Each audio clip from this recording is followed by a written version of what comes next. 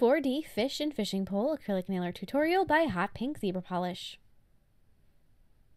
Hi guys, in today's video I have a crazy design to show you, and the reason it's crazy is because really it's absolutely insane that this worked. Sometimes I start making a design and I'm thinking, I don't know if this is actually gonna happen. That was definitely one. This was one that was like that, where I was just not 100% sure how this was gonna happen. And then it just seemed to work out really, really well. So I was very, very happy with the outcome of this design. It is two very long nail tips that are actually attached to each other, so when you're kind of wearing them, you stick them on, your fingers don't move because the nail tips are attached. It's a fishing pole and a fish. So the fish goes up a little track that is built into the nail that he's got a little wire that goes through and he goes up the track, and he moves as you turn the reel of the fishing pole. I love this. I hope you guys are completely as excited about it as I am and just are so enthralled by it, because I think it's awesome, and I hope you guys are just as excited as I am. So I hope you guys like it, and don't forget to click subscribe to see all my future videos as well. So to begin with, you're going to want, this is just for the nail that got the track with the fish. Cut a piece of straw that is not quite as long as the nail, but pretty long, and then just a really thin, like a stir stick style straw. Then file the end of it just so that it glues a little bit better. That was a tip from a subscriber who commented, so thank you. And then just put a little line of glue up that area that you filed and hold that onto the nail until it is glued down, which hopefully isn't too long, but just hold it down. And then take a little piece of wire and glue a bead to the end of it. This is what's going to hold it in the track. So then you're going to need to take your tiny little manicure scissors and cut the hole for the track that is up the straw, that is wider than the wire but thinner than the bead, because the bead needs to hold it in so it doesn't just fall out, but the wire has to freely move up the track. So kind of take your little bead on a stick and see how it goes up. If it goes easily, then you're good to go. And if it pops right out, then you may need to start over with a new straw. And then you're going to need to apply, around this one, you're going to need to make sure that you don't fill in your track. But on the two nail tips, you're going to want to start with a layer of blue acrylic, a nice dark blue. You can switch up the colors, of course, but I think that a nice, really rich dark blue is a really great background color, especially if you want your fish to be really bright, because the contrast is absolutely gorgeous. So I started out with a really kind of like a midnight dark blue color going up, and hopefully you're covering up the color of your straw. I would recommend trying to use a straw color if you have the option of choosing a color that is complementary and won't, like, I wouldn't try to use an orange one on the nail. Hopefully try to find one that's blue or green or clear or black, something that's just not going to be so obvious. After you have it and it's all blue, I'm going to take some clear beads of acrylic and dip them. So grab the bead of clear and then dunk that into some sequins. I have a couple different sizes of these teal sequins. I pretty much just used the one, however, but just grab some sequins and cover it up. I wanted the background to look kind of almost like a fish, as far as being scaly, and just kind of have a very deep magical, I say magical, yeah, I don't know, but I just wanted it to be very like iridescent and kind of give you that underwater feeling. So I used a lot of, these are iridescent sequins that are absolutely gorgeous, and then I also have some that are blue that after the nail was completely covered with the teal ones or the aqua ones, I grabbed some that are a little bit bigger. And once again, make sure that your little thing goes up the track. You do need your wire to actually be in the track at this point, so you want to make sure that you stick it in there before the acrylic is fully set and leave it in there, because if it sets and you can't get the bead in, then you're gonna kind of be in trouble. So make sure that you do get your wire with the bead on it in the track at some point. And then grab some more of those darker or the bigger blue sequins and add those. There's lots of layers to this nail. And then encase the entire thing with a layer of clear, which I missed recording, but just make sure that you go over and seal in all of those glitters with some clear. Then go through and file the two nails into shape. So the layers of acrylic are the same from nail to nail. It's the blue acrylic, then the teal sequins, and then the blue sequins, and then clear. And file it. It is very thick at this point because there are several layers of acrylic that are built up to the thickness of that straw. Especially on this nail, the nail that doesn't have the straw doesn't have that, but it does need to be that thick. This is a very long nail, so if it's thin, it's going to just break. So just keep that in mind. And then after it's filed, apply a layer of gel sealer, and those little sequins in there just come to life. They look absolutely gorgeous. Even just the background of this is just so pretty. I just loved it. But apply a layer of gel sealer over both the nails and then cure them. So now to make your little fish, like I said, I wanted it to be really bright, and I wanted it to contrast really well against the nail. Since the nail's dark blue, the best thing for the fish would be a really bright orange. So I started out with his body in bright orange, and then I'm going to take some neon yellow, and I'm going to do accents with neon yellow and neon pink. So beginning with the yellow, I added his tail fins. So I'm starting out with those. Very cartoony, very simple fish. I wanted, you can definitely go on like the real side of things and do it, take the same design, the same fishing pole, and just kind of tweak things to make it a little bit more realistic, and that would be just as amazing. I have recently done a pretty realistic fish that was also a skeleton, and I had made that. I actually made these two nails, I think, the same week, and I didn't want to make two fish that were the same thing. So I made that other one a little bit more realistic, and I can put a link to that in the description box below. And then this one, I just was like, you know what? He's going to be cute, and he's going to be colorful and bright, and he's going to be all, yeah. So that was kind of the way that my brain took this, but I made sure that, but you could definitely switch it up and do however you like. So I did a second layer of orange over the body of the fish, and then while that was still wet, I just created a little indent for where the eye will be. And then with the pink, I'm going to be doing the little fish lips and the pectoral fin. So there's the fish lips, and then right behind the eye, I'm just going to be adding that little triangle-shaped fin. And then you're going to need to add the white of the eye in that little indent you made with a bead of white acrylic. Just like that. So then glue a piece of string to the underside of your fish with the string coming out the fish lips. And then take your little wire that's in the nail, leaving just a little gap on it. You're going to need to bend it. So it's got a nice 90-degree angle on it, which is kind of the platform that the fish will be sitting on. Cut it off so it's not quite so long. Mine was plenty long. Hold that in place and then glue the fish to that little wire platform. Now keep in mind that the glue that you're using, that's only a temporary hold, but make sure that you got your fish on there and that it does go up the track, and then flip that over and apply clear acrylic over the bottom side of your fish. So apply acrylic up and over that wire just to really hold it in place. So now to make the fishing pole, take thicker wire.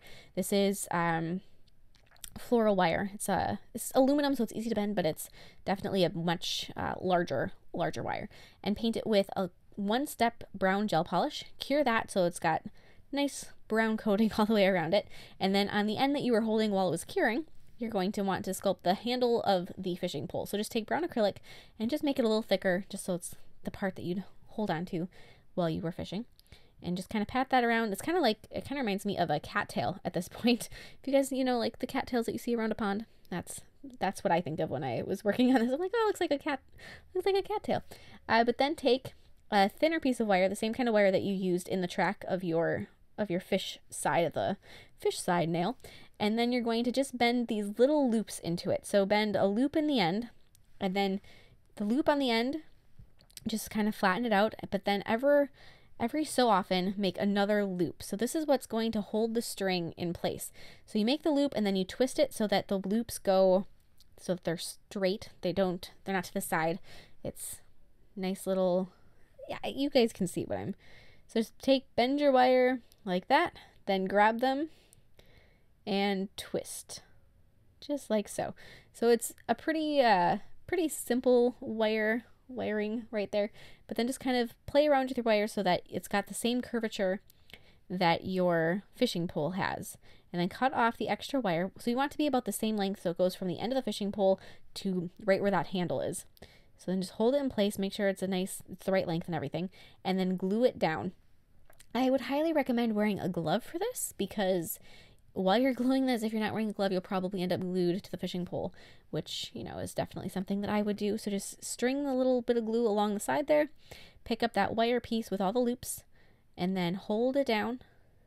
Now, be careful while you're holding it down, but do make sure that it is down, it is secured, and then secure it further with some clear acrylic on the two ends. It didn't really need to have any more glue in the middle or any more acrylic in the middle, but just some on each end just to make sure that it's not going anywhere.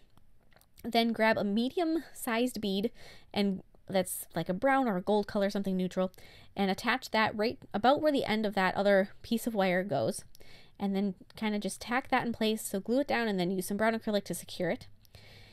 Then you're going to want to grab a piece of straw, a bigger straw than the one that you stuck in the other nail, but not huge, and fill it with silver acrylic, which I know is kind of weird, but set it up against a nail form backing so it doesn't all fall out the bottom.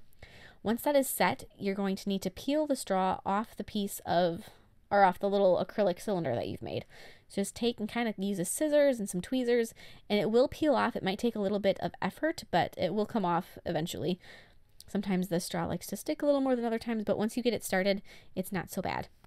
So once you get it off, then you're just going to file the two ends so that they're nice and straight. This is for making the reel. This is the inside of the reel that the thread gets wrapped around. So just make your nice little cylinder, and then on a nail form backing again, sculpt a circle. This is for the two ends of the reel. So you've got the reel, but then it has to have the two ends so that the string just doesn't fall off the edges. So then after you have your circle, set the reel into it. So as you can see, it's got that little lip around it now. And then you're going to need to do the same thing again. So make another circle of silver acrylic, then flip your little reel over and set it down. It's kind of like, almost think of it like a spool. If you're more into sewing, it's the spool for your thread. And then take a E-file and a very small bit and make a hole in either end. This is very important because you're going to need to glue a piece of wire into the reel on both sides. So then take another piece of that thinner wire and glue it into each hole. Just like that. So now you've got, it's kind of a weird process, and it would have been a lot easier to be able to stick the wire all the way through it.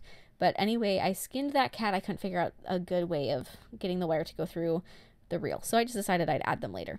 On one side, you're going to want to bend a 90-degree angle in the wire, and then glue a bead on the end. That's the part that you're going to turn. Then glue or string the other side through that larger bead that's in the nail. Cut it off so there's just a little end on it, and then glue a bead to that end so that it doesn't fall out the other side. So just kind of glue it down and then add that bead. So now this is the fun part. So you're going to need to glue the fishing pole to the nails. So put the nails on, about how they're going to set on your fingers. Just temporarily attach them. I use poster putty for this. And then to figure out where it sets so that the very top or the very end of the fishing pole is right where the fish's lips stop.